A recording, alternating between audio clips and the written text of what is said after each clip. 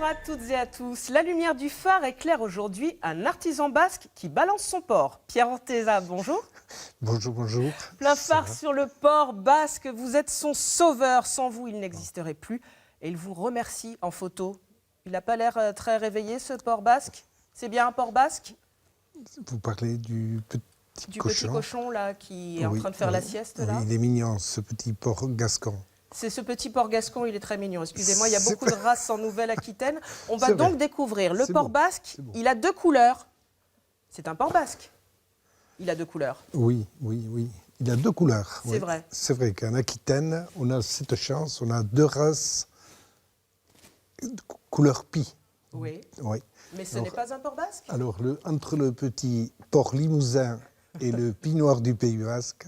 Le petit porc limousin, je sens déjà qu'il y a une compétition. Non, du tout. C'est vrai qu'on a cette chance d'avoir trois races rustiques, puisqu'en France, il reste 6 races, alors qu'avant la guerre, il y avait 24 races rustiques. Chaque région, pratiquement, avait sa race. Et aujourd'hui, il n'en reste plus que 6, dont 3 en Aquitaine. D'accord, donc on a découvert le gascon, le limousin. Voici donc le porc basque pie noir, c'est ça tout son nom complet. Et il était en voie de disparition en 1981. Et vous avez participé à son sauvetage. Comment vous êtes lancé dans cette mission? C'était une mission finalement? Non, pas du tout lancé, puisque j'ai eu la chance de rencontrer ce porc à Paris, au Salon de l'Agriculture, que je ne connaissais... C'est même pas au Pays Basque que vous l'avez rencontré? Même pas, parce qu'il n'y en avait plus. Non, c'était l'IFIP, l'Institut Technique du Porc, à l'époque, qui avait recensé ces races et qui existaient dans des zoos, des parcs animaliers, comme à Capsieux, ici, des parcs animaliers de Gramat. Et c'est grâce à ce travail qu'a fait l'IFIP, l'Institut Technique du Porc, qu'on a pu remettre ce porc sur pied. Comment ça s'est passé quand vous l'avez découvert? On vous a dit c'est un porc basque? Non, j'ai vu, il était 6h du matin, je parcourais le salon de l'agriculture, je vois le mot porc basque. C'est quoi ça? Je regarde en bas, un porc couché, tranquille, comme le... Le porc gascon. Pareil. C'est la paille, je dis c'est quoi ce porc? Et le porc basque, voilà, que j'avais jamais vu au Pays basque. Et vous en aviez jamais entendu parler? Non, on parlait plus de porc landracha, qu'on disait au Pays basque, mais c'est vrai que de couleur, non, pas trop.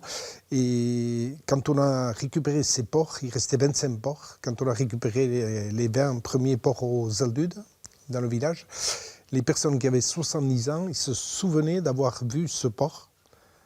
Mais après, c'était vraiment la coupure, quoi. C'est-à-dire qu'après la guerre, il fallait nourrir la France. Et pour élever un porc basque, il faut 14-15 mois, il faut le temps. Voilà. Alors qu'en 6 mois, on arrive à faire le même poids en porc.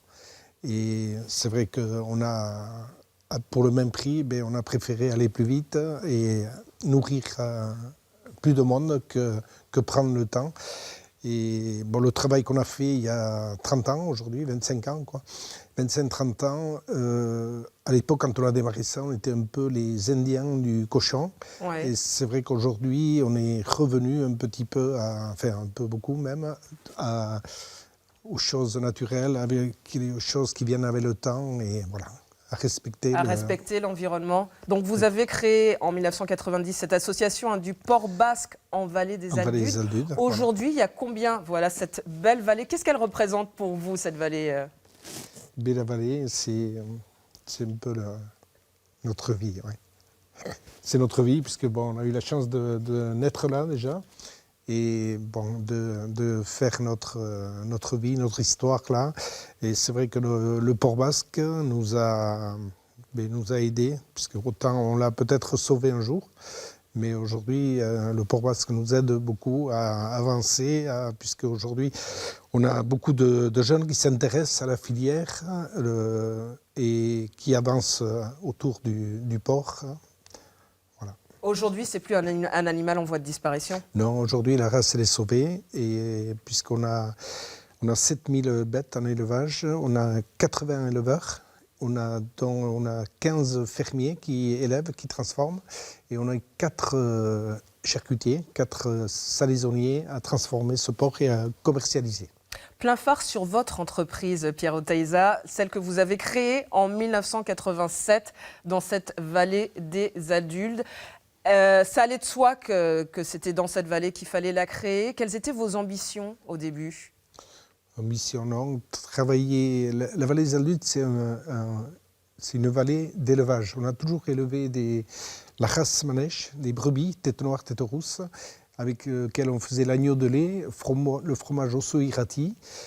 Ensuite, il y avait des blondes d'Aquitaine qui n'étaient pas des grosses blondes, non, c'est des vaches qui passent 4, 5, 6 mois en montagne. Les fermes en vallée des adultes, c'est des fermes qui font 15-20 hectares. C'est une petite exploitation, mais par contre, on travaille énormément avec la montagne. Voilà. D'accord. Et dans cette entreprise, c'est le produit transformé. Voilà, et c'était jusque-là, on élevait et on vendait les bêtes sur pied. Et faire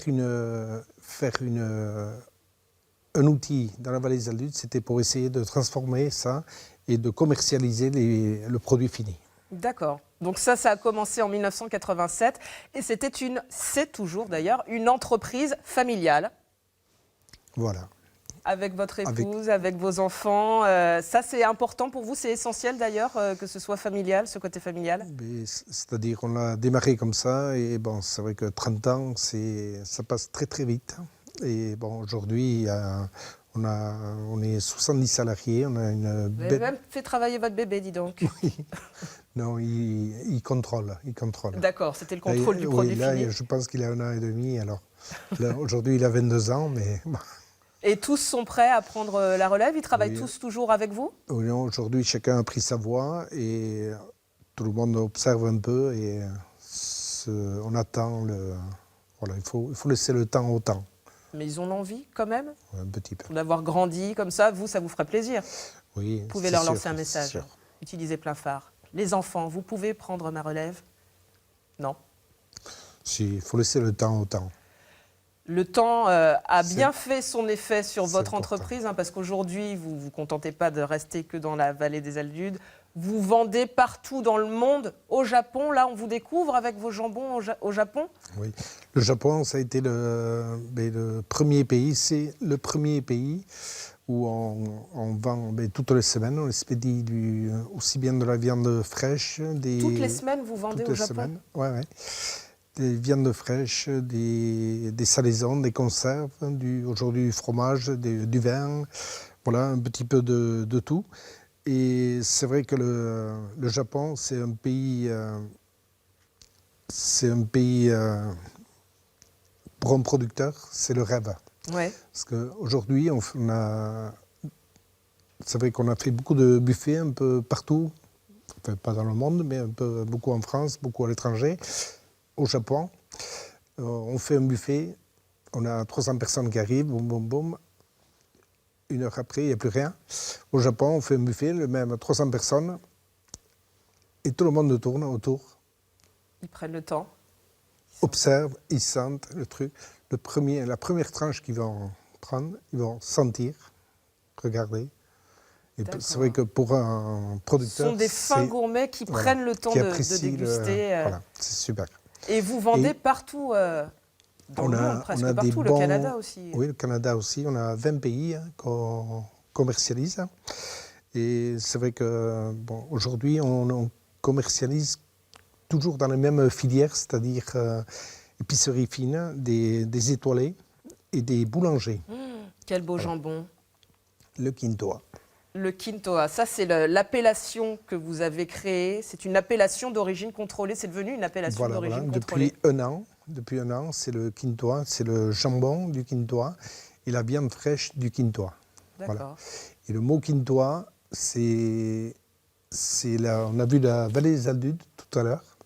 Et au fond de la vallée des Aldudes se trouve le Quintoa, justement. C'est un pays neutre qui est un pays... le territoire est espagnol, les habitants sont français. Voilà. Et il y a 2 siècles, le pays de Caen descendait jusqu'à l'église de Saint-Étienne-de-Baïgorry. Et c'est les bergers de Saint-Étienne-de-Baïgorry qui venaient en package dans la vallée et qui laissaient un porc sur 5 au roi de Navarre, la Quinta d'où vient le mot Quintoa. Quintoa, d'accord. Voilà. On reste toujours enraciné dans le Pays basque. D'avoir décroché cette AOC, cette appellation d'origine contrôlée, ça a été quoi pour vous? Ça représentait quoi pour vous? Parce que ça faisait longtemps que vous cherchiez à l'avoir. Oui, on a travaillé 15 ans, 16 ans. C'est vrai que le premier jour, on m'avait dit que c'était une grande dame qu'il fallait courtiser longtemps, mais 15 ans quand même. Hein. Et c'est vrai qu'avoir une AOC autour du Port-Basque, ça a été une belle récompense pour tout le travail qui a été fait, aussi bien côté élevage, côté produit. Il y a eu beaucoup comme toutes les AOC. Et surtout, ça a été la 4e AOC du Pays basque. Et on a pu arriver à ça, parce qu'au Pays basque, quand on a une culture des AOC. La première AOC, il y a 30 ans, ça a été l'Iroulegui. Pardon? Oui. Excusez-moi, je ne parle pas basque. Oui, par contre, pardon. Je vais parler un peu plus fort, alors. J'aurais dû porter un petit verre, c'est pour ça. Ah, c'est pour ça que j'entendais pas bien. Ah! L'Iroulegui. D'accord. Vous l'avez jamais goûté? Non, je ne l'ai jamais goûté. Oui, sinon vous serez rappelé. Oui, ben oui. Et oui. Un Iroulegui, aujourd'hui, on a des blancs qui sont c'est donc un vin? Magnifiques. C'est du vin, pardon.